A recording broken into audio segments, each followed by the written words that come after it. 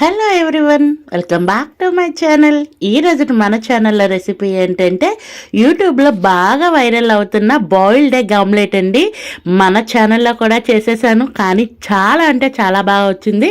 Recipe అయితే చూసేయండి. First అయితే ఒక చిన్న పాన్ పెట్టుకొని అందులో ఆయిల్ వేసుకొని ఆయిల్లో ముందుగానే బాయిల్ చేసుకున్న ఎగ్ని వేసేయండి. అలాగే ఒక 2 ఎగ్స్ని అయితే కనుక బాగా బీట్ చేసేసి పక్కన పెట్టుకున్నాను.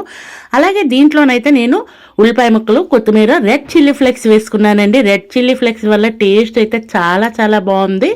అలాగే ఒకవేళ రెడ్ చిల్లీ ఫ్లేక్స్ లేకపోతే కారాన్ని వేసుకోండి. అలాగే పైనుంచి కాస్తంత సాల్ట్ వేసుకోండి. సాల్ట్ వేసుకొని కాస్తంత బాగా కిందన కాలినాక మాత్రమే రెండో వైపు టర్న్ చేసుకోండి. నేను రెడ్ చిల్లీ ఫ్లేక్స్తో పాటు రెడ్ చిల్లీ పౌడర్ కూడా వేసుకున్నాను, కారం కూడా వేసుకున్నాను. 1 సైడ్ కలర్ వచ్చినాక ఈ విధంగా టర్న్ చేసుకోండి. కానీ టేస్ట్ అయితే చాలా చాలా బాగుంది. పైనుంచి మరి కాస్త ఉల్లిపాయ ముక్కలు, కొత్తిమీర తరుగు కూడా వేసుకున్నాను. అలాగే రెడ్ చిల్లీ ఫ్లేక్స్ కూడా వేసుకున్నాను. రెండు వైపులా బాగా కాలినాక ప్లేట్లోకి అయితే టర్న్ చేసుకున్నాను.